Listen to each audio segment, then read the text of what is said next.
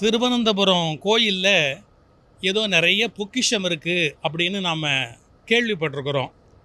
ஆனால் தமிழ்நாட்டில் ஒரு மிகப்பெரிய பொக்கிஷம், அதை விட பெரிய பொக்கிஷம் ராமானுஜர் என்ற மகா முனிவருடைய வாழ்க்கை.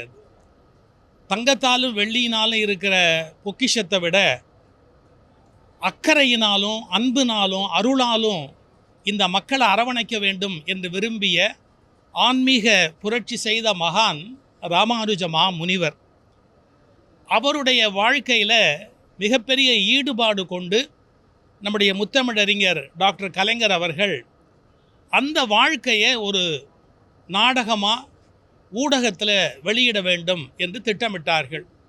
இங்கே சகோதரி பத்மினி பேசினார்கள். அது மாதிரி கலைஞர் தொலைக்காட்சியில் அதை மிக விஸ்தாரமாக ஒரு குறிப்பிட்ட பகுதி வரையில் அந்த ராமானுஜ முனிவருடைய வாழ்க்கையை வெளியிட்டார்கள். அதை புத்தகமாக்கி நம்முடைய அறநிலையத்துறை அமைச்சர் சேகர்பாபு அவருடைய மாண்புமிகு அமைச்சருடைய முயற்சியினுடைய காரணமாக ஒரு புத்தகமாக இன்றைக்கு வெளியிட்டிருக்கிறார்கள். நம்முடைய மாண்புமிகு முதல்வர் அவர்கள் அந்த புத்தகத்தை இன்றைக்கு வெளியிட்டு கொடுக்க அதை பெறுகிற ஒரு வாய்ப்பு எனக்கு கிடைத்தது. ரெண்டு செய்தி நாம் புரிந்து கொள்ளணும். அந்த புத்தகத்தை பார்த்தா அதனுடைய அருமை தெரியும். பொதுவாக சம்பிரதாயத்தில் ராமானுஜரை அந்த ஆச்சாரிய ஸ்தானத்தில் இருத்தி ஒரு தெய்வீகமாக வணங்குகிற ஒரு பழக்கம் உண்டு. ஆனால் முதல் முறையாக இதில் அவர் ஒரு குழந்தைய எடுத்து இடுப்பில் வச்சுருக்க மாதிரி ஒரு படத்தை போட்டு, அந்த படமே கூட பல பேருடைய கேள்விக்கு இடம் வரும் என்றாலும் துணிவாக அப்படி ஒரு படத்தை போட்டு சமூகத்தில் புறக்கணிக்கப்பட்ட மக்களை தன்னுடைய தோளிலே தூக்கி உயர்த்த வேண்டும் என்று விரும்பிய ஒரு புரட்சியாளர் நம்முடைய ராமானுஜர் என்பதை அந்த புத்தகத்தினுடைய அட்டைப்படமே நமக்கு புரிய வைக்கும். மிக அருமையான அச்சு, வண்ணங்கள், ஒவ்வொரு படமும் அவ்வளவு அருமை. அக்கறை எடுத்து நல்ல படங்களை எல்லாம் வரைந்து அதன் பிறகு டாக்டர் கலைஞர் அவர்களுடைய அந்த எழுத்தோவியத்தையும் அந்த புத்தகத்தில் அச்சிட்ருக்கிறாங்க. எனக்கு ஒரு பெரிய ஆச்சரியம் என்னென்னா, அடிப்படையில் டாக்டர் கலைஞர் அவர்கள் நாத்திக இயக்கங்கள்லேருந்து வெளியில் வந்தவர்கள், அதிலேருந்து வளர்ந்து வெளியே வந்தவர்கள்.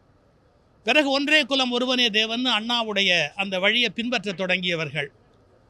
ஆனால் ராமானுஜருடைய வாழ்க்கையை எழுதணும் அப்படின்னு அவருக்கு தோன்றியது ஒரு பெரிய வரப்பிரசாதம்னு தான் சொல்லணும். அவர்களுடைய வாழ்விலும் சரி, சமய உலகத்திலும் சரி, ராமானுஜருடைய வாழ்க்கையை எழுதணும் அப்படிங்கிற எண்ணம் அவருக்கு தோன்றியது ஒரு பெரிய கொடுப்பினைன்னு சொல்லணும். ஏன்? ராமானுஜர் கடையனுக்கும் கடைத்தேற்றம் அப்படிங்கிற கருத்து உடையவர். அதை விட ரொம்ப முக்கியம் என்னன்னு கேட்டால், வைணவ கோயில்களில் மட்டும் ஒரு அழகு உண்டு. சௌந்தரராஜ பெருமாள் கடலுக்கு நீராட போவார். இது பல பேருக்கு தெரியும். ஆனால் சௌந்தரராஜ பெருமாள் கடலுக்கு நீராட போகிற போது பெருமாளையே மீனவர்கள் கையில் ஒப்படைப்பார்கள். அந்த மீன் வலையில் பந்தல் போட்டு அதில் பெருமாளை எழுந்தருளை பண்ணுவார்கள். நீங்கள் யாருமே நம்ப முடியாத ஒரு ஆச்சரியம், அந்த ஊர் பெண்கள் பெருமாளை எப்படி வரவேற்பார்கள்னு கேட்டால், மாப்பிள்ளையை வரவேற்கிறார்கள் என்ற உணர்வோடு வரவேற்பார்கள். எப்படின்னா, முறத்தை கையில் வச்சு முகத்தை மூடிக்கிட்டு மாப்பிள்ளைக்கு நேராக முகத்தை முழிக்கக்கூடாதான். அதனால் முகத்தை மூடிக்கிட்டு அந்த பெருமாளை தரிசிப்பாங்க. கொஞ்சம் யோசிச்சு பாருங்கள், மீனவர்களுடைய கையில் பெருமாளை கொடுக்கறது அப்படின்னா அது என்ன சாதாரணமான விஷயமா? இந்த வித்து வைணவத்தில் விழுந்ததற்கு காரணம் ராமானுஜருடைய அந்த சித்தாந்தம். ஏழை மக்களுடைய கையில் மதம் போனால் மட்டும்தான் மதம் நீண்ட காலம் வாழ முடியும். சரியாக மேலே இருக்கிற படிப்பாளிகள் மட்டுமே மதத்தை கையாண்டு கொண்டிருந்தால் மதம் பல நூற்றாண்டுகளுக்கு வாழ முடியாது. இந்த உண்மையை உலகத்துக்கு உணர்த்திய பெருமை ராமானுஜ முனிவருக்கு உண்டு. அதனால தான் டாக்டர் கலைஞர் அவர்கள் அந்த கடைக்கோடி மக்களுக்கு ராமானுஜர் சமயத்தை கொண்டு போனதால் அவருடைய வாழ்க்கையை எழுத வேண்டும் என்று எழுதினார்கள். நான் ரெண்டு செய்தி சொல்லி முடிச்சிடுறேன். வைணவ சம்பிரதாயம்னு ஒன்று இருக்குது. மற்றைய சம்பிரதாயங்களில் கொஞ்சம் அப்படிப்படி மாறுனா பெரிய சிக்கல் வராது. ஆனால் வைணவ மரபியல்லேருந்து மாறுவதை விரும்ப மாட்டார்கள். அந்த சாஸ்திரபூர்வமான விஷயங்களை அதே மொழியில் அதே தன்மையில் எழுதணும். அந்த புத்தகத்தை படித்து பார்த்தா தெரியும். நம்முடைய டாக்டர் கலைஞர் அவர்கள் வைணவர்கள் ஏற்றுக்கொள்ளக்கூடிய வகையில் அந்த மரபு மாறாமல் அதே மொழி நடையில் அப்படியே அந்த கருத்துக்கள், தத்துவ கருத்துக்களையும், ஏன்னா ராமானுஜர் தத்துவங்களை சர்ச்சை பண்ணவர், அதையெல்லாம் அப்படியே படம் பிடித்து காட்டியிருக்கிறார்கள். இது கலைஞர் அவருடைய எழுத்து திறமைக்கு ஒரு மிகப்பெரிய அடையாளம். அதை தயாரித்தவர்களுக்கு பாராட்டு. அது பல மொழிகளில் வரணும். இந்தியா முழுக்க அது இன்னும் பல்லாயிரம் பேரால் பார்க்கப்படணும்.